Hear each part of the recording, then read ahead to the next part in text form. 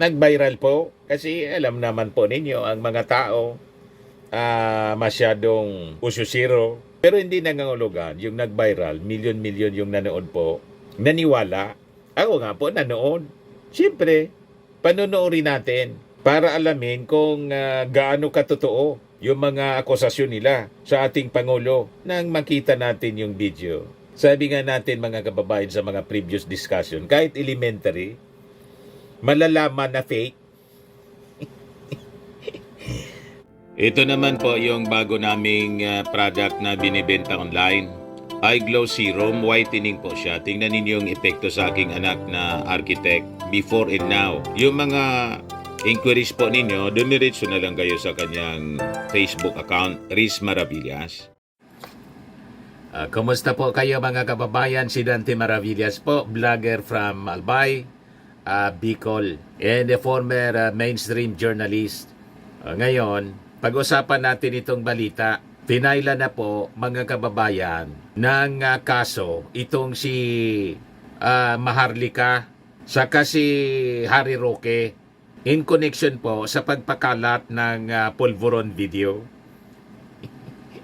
Tapos, di ba? Nilaglag po ni Vicente Cunanan, ni Peebles Cunanan doon sa ginawang TRICOM hearing ng Kongreso sa mga nagpapakalat ng fake news po dito sa ating bansa. Di ano niya, Mr. Maravillas, deserve. Sumubra kasi kayo. So, kailangan talagang panagutin na sila. Ibigay ko muna sa inyo ang kwento published by ABS-CBN. Yan ang balita po from ABS-CBN. NBI chief confirms charges against Maharlika Roque over Polvoron video. Si Roque daw, mga kababayan, sabi ni Peebles yung nag-distribute nito, nagpakalat. O, di ba? Malinaw po. Nakapublish po sa YouTube. At proud na proud sila, mga kababayan. Nag-meeting sa Hong Kong, na-invite itong si Peebles Cunanan. Ayun. Talaga po itong mga gawaing masama. Walang papupuntang mabuti ang paggawa ng masama. Patong-patong na kaso, other than yung sa Pugo. Itong mga DDS, mga kababayan, gumagawa sila ng sarili nilang problema. I like problem. O ngayon, nasira na yung karir ni Harry Roque. Tingin ko magtatago na lang ito the rest of his life, mga kababayan. Yan kung hindi siya masilo. Malamang malapit na, mga kababayan, na masilo itong si Harry Roque. Once na i-file yung mga kaso laban sa kanya, other than yung non-bailable, yung may connection sa Pugo. O ito pa ngayon, panibagong kaso po ito. At dito, mga kababayan, damay si Maharlika. The National Bureau of Investigation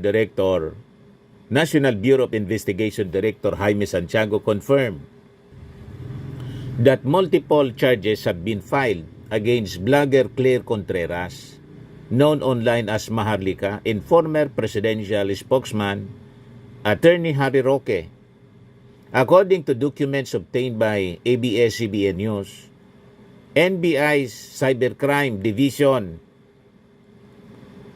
initiated a case following the circulation of a controversial video that depicted a man resembling President Ferdinand Marcos Jr. allegedly snorting a white powdery substance. Nag-viral po kasi alam naman po ninyo ang mga tao masyadong usyusiro. Pero hindi nangangulugan yung nag-viral, milyon-milyon yung nanood po, naniwala. Ako nga po nanood. Siyempre, panonoorin natin para alamin kung gaano katotoo yung mga akusasyon nila sa ating Pangulo nang makita natin yung video. Sabi nga natin, mga kababayan, sa mga previous discussion, kahit elementary, malalaman na fake. Deep fake, mga kababayan. It was certified by our authorities, NBI, ng PNP, nag-commission po sila ng mga experts para tingnan, i-evaluate yung pinakalat, confirm po, fake. You see, ang intention para siraan po yung ating Pangulong Bongbong Marcos, panawilaan yung mga tao, instigate na mag-alsa laban sa ating Pangulo at iupo nila yung Vice Presidente siyempre. Kasi siyempre, sino man ang uupo? Di ba yung Vice ang uupo? Succession. Para sila mga kababayan makabalik sa posisyon. O di ba? Yun ang kanilang grand plan. Lahat ng mga plinano nila. Dahil masama po, nasunog. Sunog mga kababayan yung kanilang maiitim na plano sa ating administrasyon. Sila na ngayon, buniltahan ng ating gobyerno. Pero matagal, mga kababayan, pinagpasensyahan pa sila. Kaya lang talagang walang tigil sila sa paninira. At pinipilit pa rin na paniwalaan ng mga tao yung pulburon video. May nagtestigo na sa kanila ng mga kababayan kung sino yung author. Ayun, lumabas doon sa TRICOM hearing. Nilaglag ni Peebles Cunanan po si Ari Roque. Siya niya yung nagpakalat niyan. Umuwi ka niya dito, sabi ni Peebles Talagera. Harapin mo ako. Ngayon katapat lang po ni Ari Roque, si Peebles. Durog siya kay Peebles, mga kababayan. International lawyer itong si Ari Roque. Ang magpipin down man lang pala sa kanya, mga kababayan, ang tulad ni Peebles na isa pong online seller. Vlogger, online seller. Kaya huwag maliitin ang online seller. You see? At malamang itong si Marlica na laging pabida po, yun din ang mangyari. Si Peebles lang ang katapat. Nakita na ninyo? Yung pagpakalat nila, sinabay pa sa suna ng ating Pangulo last year. Yan raising suspicion of malicious timing and intent. Sabi po sa document. The video was first posted on Facebook and later recirculated by a page managed by Contreras, and it gained significant attention. Kasi po, pag mga chismis, mga controversy po, ay talagang nagbabiral ang gano'n. Yan ang natura ng tao. Mahilig sa intriga. O diba? Out of curiosity. Yan ang natura, mga kababayan. Kaya wag na kayo wag na kayo magtaka pag chismis po, viral. Pag mga fake news, yan ang viral. Pag katotohanan po, hindi interesado ang tao. Ang reason po niyan, biblical. That is the nature of man because of his sinful nature niya. Yan ang tao because of his sinful nature. Mas dumidikit ang kasinungalingan, mas pinaniniwalaan ng tao kaysa sa katotohanan. Kaya nga po sa langit, kunti lang ang papasok, ang marami po sa impyerno. Kasi maraming naniniwala sa kasinungalingan. O di ba? Mas na ang tao pumipila doon sa kasinungalingan kaysa sa katotohanan. Yan ang malinaw po. Pero yung kasinungalingan po, ang pupunta niyan kapahamakan. Tulad ng direksyon, mga kababayan na tinatahak ni Ari Roque at saka ni Maharlika. Kapahamakan, kulungan. Di ba? Sabi dito, it also noted that on July 21, 2024, a live stream by the Facebook page Pilipinas Nating Mahal aired the same video while the attendees, led by Attorney Harry Roque, sang Bayan Ko. The said video was shared multiple times across social media platforms. Yung mga nag-share po, yung mga trolls nila, mga robot, yung mga funded ng China po na mga fake accounts. Yan ang ginagamit nila po. Ganon katindi itong mga taong ito. Ganon kaitim ng kanilang mga budhi, ng kanilang kaluluwa. Nawa na si Amy Marcos. Naging itim na rin po yung kulay. You see, di man lang niya mga kababayan dinefend yung kanyang kapatid doon sa pulburon video. Tahimik si Amy. Kasi tatamaan mga kababayan, yung kanyang mga kaibigan, si Digong, si Sara, yun ang tatamaan. So, mas pinili ni Amy Marcos na manahimik sa mga isyung ito. Imbes na i-defend yung kanyang kapatid laban sa mga paninira ng kampo ng mga Duterte. Tahimik siya. Ngayon, maingay si Amy. Kasi, mga kababayan, sinipa na siya sa alyansa.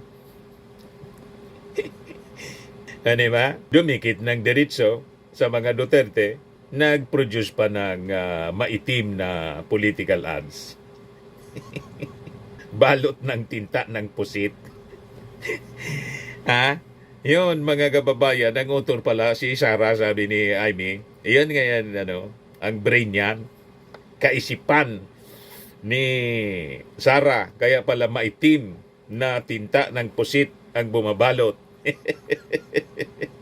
Ngayon, going back po dito sa pulburon video. So, sabi dito, the video was shared multiple times across social media platforms. Then on March 13, 2025, Maharlika streamed a live broadcast where she openly admitted to releasing the video, which she referred to as pulburon video. During the stream, she mocked government critics, defended their actions, and stated that her intent was to raise public awareness and protest. In a similar vein, Roque Broadcasting from abroad also made public statements in live streams encouraging Filipinos to share videos claiming to expose illegal actions by the president. He hinted at efforts to mobilize opposition against government. Maharlika now faces charges of unlawful use of means of publication and unlawful utterances, inciting to sedition, cyber libel, and computer-related forgery, while Roque is charged with inciting to sedition. Tapos kayo ngayon, malamang kulong ang hantungan ninyo at kalad ka rin kayo ng Interpol. Tulad ni Digong. Pero si Roque po, defiant. Nang hamon pa. In a statement on his Facebook account, Roque said he welcomes the charges filed by the NBI. Bring it on, mas maganda.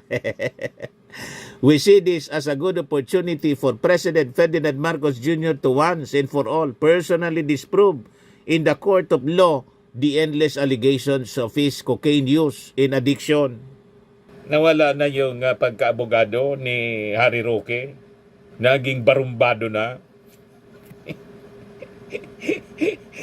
Ang challenge na sa ating Pangulo, magpa-follicle daw, follicle drug test. Kayo yung nag-akusa, di ba may sinasabi sa batas kayo na kung sino yung nag-akusa, kayo ang magpatunay.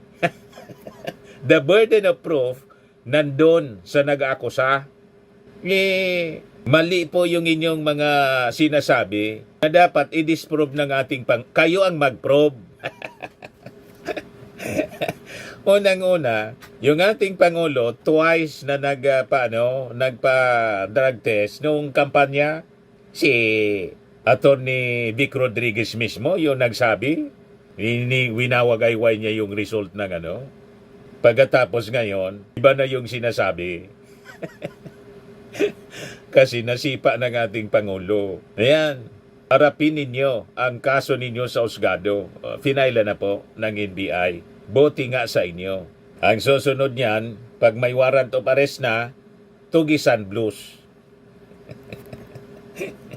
Takbo habang may lupa. O, di ba?